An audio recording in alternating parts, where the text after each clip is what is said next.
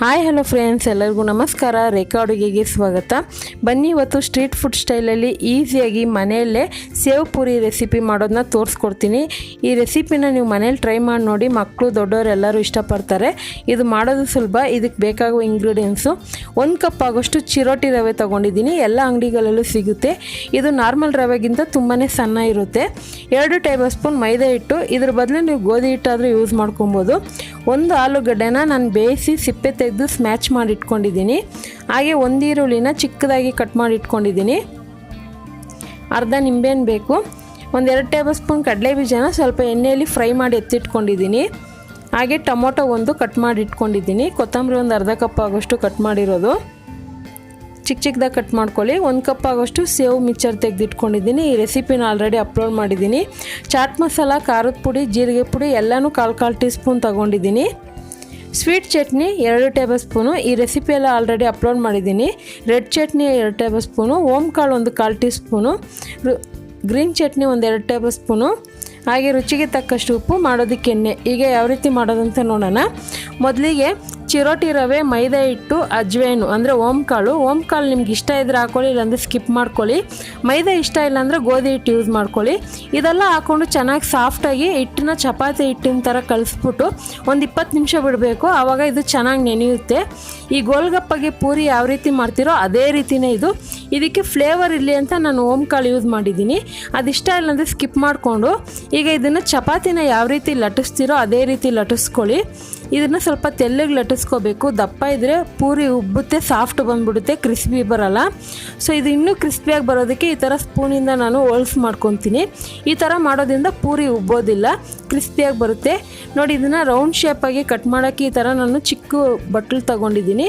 ನಿಮ್ಮ ಹತ್ರ ಯಾವ ಥರ ಮೋಲ್ಡ್ ಇದೆ ಅದರಲ್ಲಿ ಯೂಸ್ ಮಾಡ್ಕೊಳ್ಳಿ. ಈಗ ಇದನ್ನೆಲ್ಲ ಮಾಡಿ ಒಂದು ಪ್ಲೇಟಿಗೆ ಇಟ್ಕೊತೀನಿ. ಸೊ ಅದೇ ಟೈಮಲ್ಲಿ ಎಣ್ಣೆ ಕಾಯಕ್ಕೆ ಇಟ್ಕೊಂಡಿದ್ದೆ. ಎಣ್ಣೆ ಕೂಡ ಚೆನ್ನಾಗಿ ಕಾದಿದೆ. ಇವಾಗ ಒಂದೊಂದೇ ಪೂರಿ ಹಾಕ್ಕೊಳ್ಳೋಣ.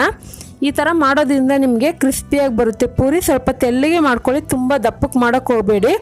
ದಪ್ಪ ಮಾಡಿದ್ರೆ ಏನಾಗುತ್ತೆ ಗೊತ್ತಾ, ನಾರ್ಮಲ್ ಪೂರಿ ಉಬ್ಬಿದಾಗ ಸಾಫ್ಟ್ ಆಗುತ್ತಲ್ಲ ಅದೇ ಥರನೇ ಆಗುತ್ತೆ, ಕ್ರಿಸ್ಪಿ ಬರೋದಿಲ್ಲ, ನೆನಪಿರಲಿ.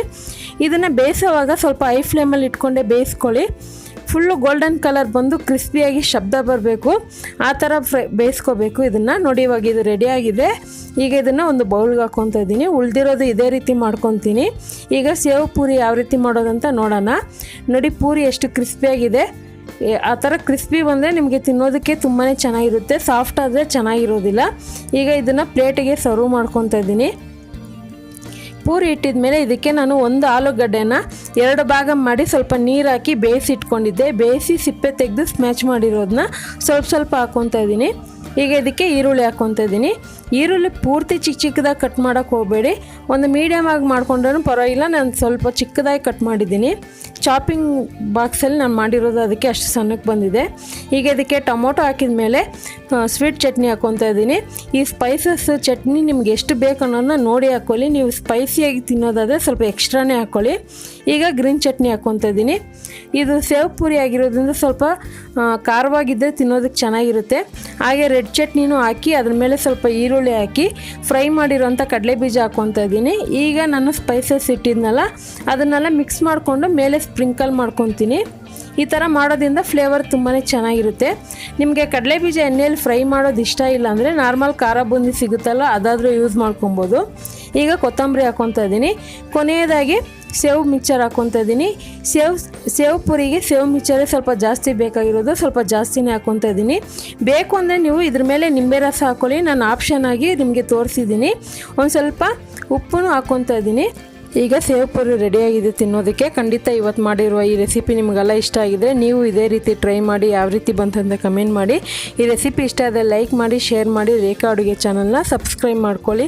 ಈ ವಿಡಿಯೋ ನೋಡಿದ್ದಕ್ಕಾಗಿ ಎಲ್ಲರಿಗೂ ಧನ್ಯವಾದಗಳು.